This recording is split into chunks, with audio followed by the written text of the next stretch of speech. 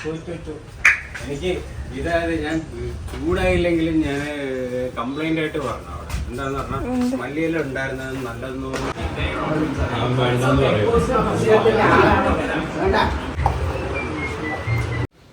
അസ്സലാമലൈക്കും hi hello ഇന്നത്തെ നമ്മുടെ വ്ളോഗിലോട്ട് എല്ലാവർക്കും സ്വാഗതം കേട്ടോ.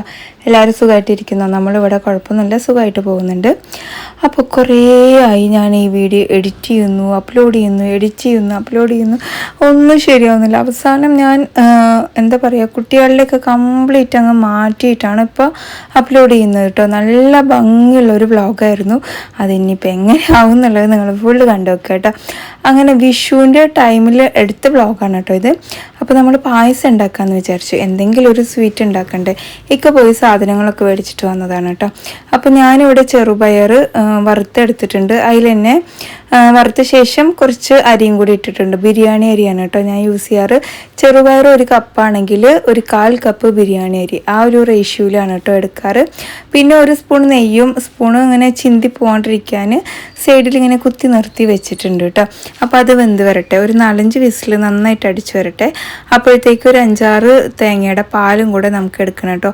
ഇന്ന് ട്രൈപോഡ് കയ്യിലില്ലാത്തതുകൊണ്ടാണ് ഇങ്ങനെ കൈ വെച്ചിട്ട് തന്നെയാണ് കേട്ടോ ഷൂട്ടിങ്ങൊക്കെ ചെയ്ത് എടുക്കുന്നത്. വീട്ടിലാണ് ട്രൈപോഡ്. ഞാൻ വീട്ടിൽ നിന്ന് ഇടയ്ക്ക് വന്നൊരു ദിവസമാണ് കേട്ടോ ഇത്. അങ്ങനെ നമ്മളിവിടെ 1-ാം പാലും 2-ാം പാലും ഒക്കെ എടുത്തിട്ടുണ്ട്. പിന്നെ നമ്മുടെ ചെറുപയറൊക്കെ വെന്ത് മാറ്റി വെച്ചിട്ടുണ്ട്. ഇനിയിപ്പോൾ നെക്സ്റ്റ് പരിപാടി നമ്മൾ ശർക്കര ഉരുക്കി എടുക്കുക എന്നുള്ളതാണ്. ഏകദേശം 1 കിലോ ശർക്കര ഉണ്ട്. ഞാനിവിടെ ഒരു 3/4 കിലോ നമ്മുടെ ചെറുപയർ എടുത്തിട്ടുണ്ട് കേട്ടോ. അതിൻ്റെ 1/3 ഭാഗം അരിയും എടുത്തിട്ടുണ്ട്. അപ്പോൾ ശർക്കര അവിടെ ആയി വരുന്നുണ്ട്.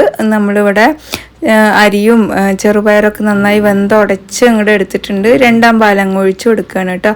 ഞാൻ 2 പാലും അത്യാവശ്യം കട്ടിക്കന്നെയാട്ടോ എടുത്തേക്കുന്നത്.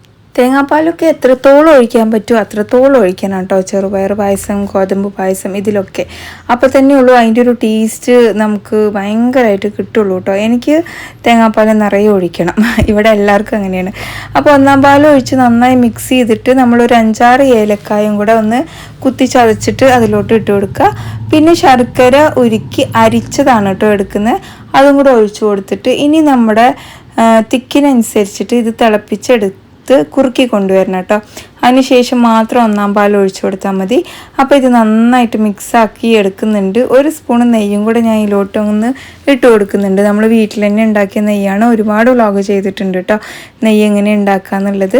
അങ്ങനെ ഈ ഒരു കൺസിസ്റ്റൻസി ആയിട്ടുണ്ട്. അത്യാവശ്യം തിക്കന്നെ. ഇനി ചൂടാറുമ്പോൾ ഒന്നുകൂടെ തിക്കായി വരും കേട്ടോ. ഇനിയിപ്പോൾ നമുക്ക് ഫ്ലെയിം ഓഫാക്കി വെച്ചിട്ട് 1-ാം പാൽ അങ്ങ് ഒഴിച്ചു കൊടുക്കുക കേട്ടോ. ഞാൻ എപ്പോഴും ഫ്ലെയിം ഓഫ് ചെയ്തിട്ടാണ് 1-ാം പാൽ ഒഴിച്ചു കൊടുക്കാറ്.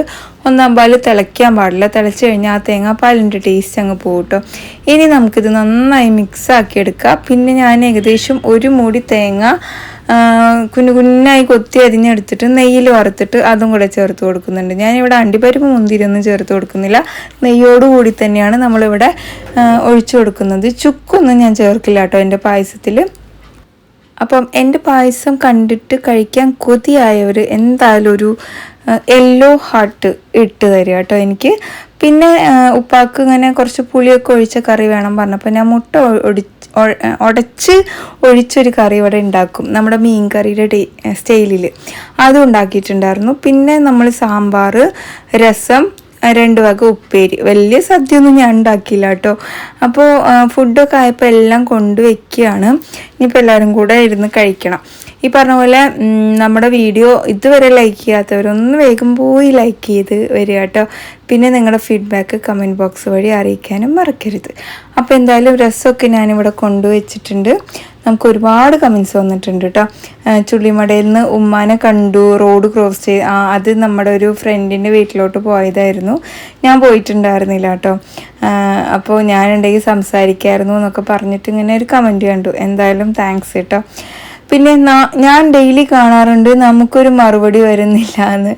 ഫൈസു ഓക്കെ, ഫൈസൽ ഫൈസുവിൻ്റെ കമൻറ്റ് ഞാൻ ഡെയിലി കാണാറുണ്ട്. ഡെയിലി കമൻറ്റ് ചെയ്യുന്ന ആളാണ്. ഭയങ്കര സന്തോഷമുണ്ട് കേട്ടോ ഡെയിലി കമൻറ്റ് ചെയ്യുമ്പോൾ. അപ്പോൾ എന്തായാലും ഇനി മാക്സിമം മറുപടി തരാൻ നോക്കാം. പിന്നെന്താ, സ്ഥിരം ക്ലീശിയ ക്വസ്റ്റ്യനാണ് കേട്ടോ അടുത്തത് വരുന്നത്. നിങ്ങളുടെ ഉമ്മ ജോലി ചെയ്യില്ലേ? ഉമ്മക്ക് അധികം പ്രായമൊന്നുമില്ലല്ലോ. ഉമ്മ ഒരുപാട് ജോലി ചെയ്യാറുണ്ട്, ഇല്ല എന്നല്ല. തുണികൾ ഉണങ്ങാനിടൽ, മടക്കൽ, ഇനി എന്തെങ്കിലും വൃത്തിയേട് അടിച്ചു വാരാനൊക്കെ ബാക്കിയുണ്ടെങ്കിൽ അത് ചെയ്യും. അല്ല വേറെ എന്തെങ്കിലും തൊടിയിൽ എന്തെങ്കിലും വർക്ക് ഉണ്ടെങ്കിൽ അതൊക്കെ ചെയ്യും. പക്ഷെ പിന്നാലെ നടന്ന് വീഡിയോ എടുക്കുന്നത് ഉമ്മക്ക് വലിയ താല്പര്യമല്ല. അത് മാത്രമല്ല, ഇതിൽ മെയിനായിട്ട് എൻ്റെ ഒരു വ്ളോഗ്, എൻ്റെ ഒരു ഫാമിലി വ്ളോഗ്, ഞാനാണല്ലോ മെയിന്. അപ്പോൾ എന്നെ കാണിക്കുന്ന പോലെ അല്ലല്ലോ ബാക്കിയുള്ളവരെ കാണിക്കുന്നത്. അങ്ങനെ നമ്മൾ എന്താ നിങ്ങൾക്ക് മനസ്സിലായി കാണുമല്ലോ അല്ലേ. അപ്പോൾ കസിൻസ് വന്നതായിരുന്നു കേട്ടോ. അപ്പോൾ അവർക്ക് ജ്യൂസ് എല്ലാം കൊടുത്തു. ജ്യൂസല്ല, സ്പ്രൈറ്റ്. ചായ ഒന്നും വേണ്ട പറഞ്ഞു. ചായ പാർക്കും വേണ്ട. അപ്പോൾ അവർക്ക് എന്താ പറയുക, കുടിക്കാൻ സ്പ്രൈറ്റൊക്കെ കൊടുത്ത് കുറച്ച് നേരം വർത്താനം പറഞ്ഞിരുന്ന് അവർ പോയിട്ടോ. നമ്മളിപ്പോൾ പോകുന്നത് പായസം എടുത്തിട്ട് തങ്കുമാനെ കാണാൻ വേണ്ടിയിട്ടാണ്. തങ്കുമാക്ക് ഭയങ്കര ഇഷ്ടമുള്ള ഒരു പായസം കൂടിയാണ് കേട്ടോ ഇത്. അപ്പോൾ നെയ്തലിയിൽ പോയിട്ട് വേണം എന്താ പറയുക, അവിടുത്തെ പരിപാടികളൊക്കെ കഴിഞ്ഞിട്ട് എനിക്ക് വീട്ടിലും പോകാൻ കേട്ടോ. അപ്പോൾ ഇന്ന് വീട്ടിലും കൂടെ പോകണം. പിന്നെ എങ്ങോട്ട് പോകുന്നു ഒരു മറുപടി തന്നില്ല, അതുകൊണ്ട് എനിക്ക് തിരിച്ചു മറുപടി തന്നില്ല എന്നോ, അതെന്തോ അങ്ങനെ ഒരു രസമില്ലാത്തൊരു കമൻറ്റ് കേട്ടോ. എനിക്ക് അങ്ങനെ തന്നെ, ഞാൻ ഒറ്റയ്ക്കാണ്.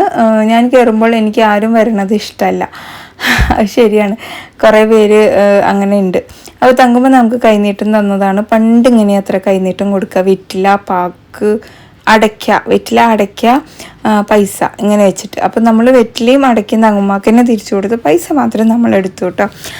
അങ്ങനെ കൈനീട്ടമൊക്കെ മേടിച്ച് കുറേ ആയില്ലേ, വിഷു കഴിഞ്ഞിട്ട് ഇപ്പോഴാണ് ഞാൻ ഈ വ്ളോഗ് ഇടുന്നത്. ഇതെന്നെ കയറിയാൽ മതിയായിരുന്നു, എന്താ അവസ്ഥ എന്നൊന്നും അറിയില്ല. അപ്പോൾ കൈനീട്ടമൊക്കെ മേടിച്ച് നമ്മൾ തിരിച്ചു പോകുമ്പോഴാണ് കുറേ ആൾക്കാർ കുരിശും ചുമന്നുകൊണ്ട് പോകുന്നത് ഞാൻ കാണുന്നത് കേട്ടോ. ഞാൻ ആദ്യമായിട്ട് കാണുകയാണ്, ഇങ്ങനെ കേട്ടിട്ടുണ്ട്. ഒരു കുരിശും ചുമന്ന്, കർത്താവേ നീ ഇത്രയും കുരിശുകളൊക്കെ ചുമന്നില്ലേ എന്നൊക്കെ പറഞ്ഞ ഒരു സിനിമ ഡയലോഗൊക്കെ ഇല്ലേ, അതൊക്കെ ആട്ടോ ഓർമ്മ വന്നത്. അപ്പോൾ അവരെ കണ്ടു. അവർ ദുഃഖവെള്ളി, ഈസ്റ്ററിൻ്റെ ഒക്കെ എന്തോ ഒരു ഇത് പ്രമാണിച്ചിട്ടാണ് തോന്നുന്നു ഇങ്ങനത്തെ ഒരു സംഭവം ഉള്ളത് കേട്ടോ. എനിക്ക് ഫുൾ അറിയില്ല. ഇനിയിപ്പോൾ തോന്നുന്നു പറഞ്ഞിട്ട് അതിന് ഇനി എന്താ വരികയെന്നറിയില്ല. അങ്ങനെ വീട്ടിൽ പോയി നമ്മൾ ബാഗും കാര്യങ്ങളൊക്കെ പാക്ക് ചെയ്തിട്ടുണ്ടായിരുന്നു. അതെല്ലാം എടുത്ത് വണ്ടിയിൽ വെച്ചു. ഇനിയിപ്പോൾ നമ്മൾ ഒരുപാട് ലഗേജൊന്നും ഇല്ല കേട്ടോ, കുറച്ചേ ഉള്ളൂ. കാരണം ബാക്കി ഡ്രസ്സുകൾ മൊത്തം അവിടെയാണ് കേട്ടോ. പിന്നെ റിട്ടേൺ വന്നോ ചോദിച്ചിട്ടുണ്ട്. അപ്പോൾ നമ്മൾ പോണിൻ്റെ ഇടയിൽ ഇങ്ങനെ പടക്കമൊക്കെ കണ്ടപ്പം അതൊക്കെ മേടിച്ചു കേട്ടോ. വലിയ ഗുണമൊന്നും ഉണ്ടായിരുന്നില്ല, അവർ നമ്മളെ പറ്റിച്ചു. സാരല്ല, ഇനി നെക്സ്റ്റ് എപ്പോഴെങ്കിലും കാണുമ്പോൾ അതിന് കൊടുക്കുക. എനിക്ക് അറിയുന്ന ആൾക്കാരൊന്നുമല്ല കേട്ടോ. അപ്പോൾ ജിനിയുടെ കുക്കിംഗ് സൂപ്പറാണ് എന്നൊക്കെ പറഞ്ഞ് കമൻറ്റ് വന്നിട്ടുണ്ട് കേട്ടോ. അതുപോലെ എനിക്കും ഒറ്റയ്ക്കാണ് കുക്ക് ചെയ്യുന്നത് കംഫർട്ട്. എൻ്റെ ചെറിയ മോൻക്ക് കഴിഞ്ഞ വീക്കിൽ പല്ലിന് ക്ലിപ്പ് ഇട്ടു. ഫുഡ് കഴിക്കാൻ നല്ല ബുദ്ധിമുട്ടുണ്ട്. അത് ഞാൻ പലരും പറയുന്നത് കേട്ടിട്ടുണ്ട്. എൻ്റെ പല്ലിന് ക്ലിപ്പ് ഇടാൻ പറ്റുമെന്ന് ഉറപ്പുള്ള കാര്യമൊന്നുമല്ല. പറ്റുകയാണെങ്കിൽ, അല്ലെങ്കിൽ ഇനി അങ്ങോട്ട് പൊങ്ങാതിരിക്കാൻ എന്തെങ്കിലും ചെയ്യുക എന്നല്ലാണ്ട് പൊങ്ങിയതിന് താഴ്ത്താനൊന്നും പറ്റൂല കേട്ടോ. അപ്പോൾ എന്തായാലും നമുക്കത് വരുന്ന വഴിയിൽ കാണാം. ക്ലീൻ ചെയ്യാൻ പോകേണ്ട ഡേറ്റ് 7-ാം തീയതിയാണ്. അപ്പോഴേക്കും നമുക്ക് അവിടെ എത്തണം, വീട്ടിലെത്തണം. എന്തായാലും ഞാൻ പാലക്കാട് നിന്ന് കാണിക്കുന്നില്ല എന്ന് തന്നെ വിചാരിച്ചിട്ടാണ്. കാരണം ബഡ്ജറ്റ് ഫ്രണ്ട്ലി ഞങ്ങളുടെ നാട് തന്നെയാണ് കേട്ടോ. അത് ഉറപ്പുള്ള കാര്യം. ഈ പറഞ്ഞ പോലെ ക്ലിപ്പ് നന്നായി ആലോചിച്ചിട്ട് ഇട്ടാൽ മതി. വലിയ കുഴപ്പമില്ലെങ്കിൽ ആ വഴിക്ക് പോകണ്ടെന്ന് കേട്ടോ പറയുന്നത്. അത് ആ ബുദ്ധിമുട്ടും കാര്യങ്ങളൊക്കെ അറിയുന്ന ഒരാളാണ് നമുക്ക് കമൻറ്റ് ചെയ്തിട്ടുള്ളത്. എനിക്ക് ഏജും ആയല്ലോ, 30 വയസ്സ് കഴിഞ്ഞാൽ പിന്നെ ക്ലിപ്പിടൽ ഭയങ്കര ടാസ്ക് ആണെന്ന് ഞാൻ കേട്ടിട്ടുണ്ട് കേട്ടോ. അങ്ങനെ നമ്മൾ പോണ വഴിയിൽ നമ്മുടെ കഹാനിയിൽ ഇറങ്ങിയിട്ടുണ്ടായിരുന്നു കേട്ടോ. അപ്പോൾ നമ്മളെ മനസ്സ് മനസ്സിലാക്കി, അല്ലെങ്കിൽ നമ്മുടെ പ്രശ്നങ്ങൾ മനസ്സിലാക്കി ഒരാളങ്ങനെ കമൻ്റ് ഇട്ടപ്പോൾ ഭയങ്കര സന്തോഷമായി. കാരണം പലരും എൻ്റെ സിറ്റുവേഷൻ മനസ്സിലാക്കാണ്ട് ഒന്ന് പോയി ക്ലിപ്പ് ഇട്ടൂടെ, പല്ല് പൊങ്ങിയിട്ട് ആകെ വൃത്തിയേട്, ഇങ്ങനെ പല കമൻസ് വിടാറുണ്ട്. നമ്മുടെ നാട്ടിൽ കുറച്ച് ആൾക്കാരുടെ ആ മനോഭാവം മാറണമെങ്കിൽ അത് മാറൂല, അതങ്ങനെയാണ്. കറുപ്പ്, വെളുപ്പ്, തടി, മെലിവ്, അല്ലെങ്കിൽ എന്താ പറയുക, പല്ല് പൊങ്ങിയത്, പല്ല് രസമില്ല, കോന്ത്രം പല്ല്, ചെറിയ കണ്ണ്, ചെറിയ മൂക്ക് അല്ലേ, അങ്ങനെ പല പല കാര്യങ്ങൾ. അപ്പോൾ നമ്മൾ കുറച്ച് നേരം കഹാനിയിലിരുന്ന് വീഡിയോസും ഒക്കെ എടുത്തിട്ട് ഇങ്ങനെ പോണ വഴിയാണ് എൻ്റെ ഒരു ഫ്രണ്ട് എനിക്ക് കുറച്ച് സാമ്പിൾ കേക്കുകൾ പാർസലാക്കി തന്നിട്ടുണ്ടായിരുന്നു കേട്ടോ. ഇതൊന്ന് കഴിച്ചിട്ട് ഇതിൻ്റെ ടേസ്റ്റ് മനസ്സിലാക്കി ഇതുപോലെ എനിക്ക് ഉണ്ടാക്കി തരുമോ എന്നാണ് ആൾ ചോദിക്കുന്നത്. അപ്പോൾ എന്തായാലും ഞാൻ ടേസ്റ്റൊക്കെ മനസ്സിലാക്കി വെച്ചിട്ടുണ്ട്. ടേസ്റ്റ് ഉണ്ട്, ബ്രൗണിയും ബ്ലാക്കും വൈറ്റുമാണ്. പക്ഷേ ഞാൻ ഒന്നും തീരുമാനിച്ചിട്ടില്ല. എനിക്ക് ഭയങ്കര ബിസിയായി പോകുമോ അല്ലെങ്കിൽ എനിക്കത് ഓക്കെ ആവുമോ, അവർ പറയുന്ന പ്രൈസിന് ഓക്കെ ആവുമോ എന്നുള്ളതൊക്കെ ആലോചിച്ചിട്ട് ഞാൻ അത് തീരുമാനിക്കുള്ളൂ. കാരണം നമുക്ക് നഷ്ടം വരുന്ന രീതിയിൽ നമ്മൾ കുറേ സമയം ഇങ്ങനെ സ്പെൻഡ് ചെയ്തിട്ട് കാര്യമല്ലല്ലോ. അപ്പോൾ എന്തായാലും അതൊക്കെ വഴിയ വ്ളോഗിലൂടെ ഞാൻ പറയാം. നമ്മുടെ ഇന്നത്തെ വ്ളോഗ് ഇത്രയേ ഉള്ളൂ. നിങ്ങൾക്ക് ഇഷ്ടമായിച്ചാൽ ലൈക്ക് ചെയ്യുക, ഷെയർ ചെയ്യുക. മറ്റൊരു വീഡിയോയിൽ കാണാം. അതുവരേക്കും എല്ലാവർക്കും bye. It's me Jini from Palakkad. നമ്മുടെ യൂട്യൂബ്, FB, ഇൻസ്റ്റയൊക്കെ സപ്പോർട്ട് ചെയ്യാം കേട്ടോ. ബൈ.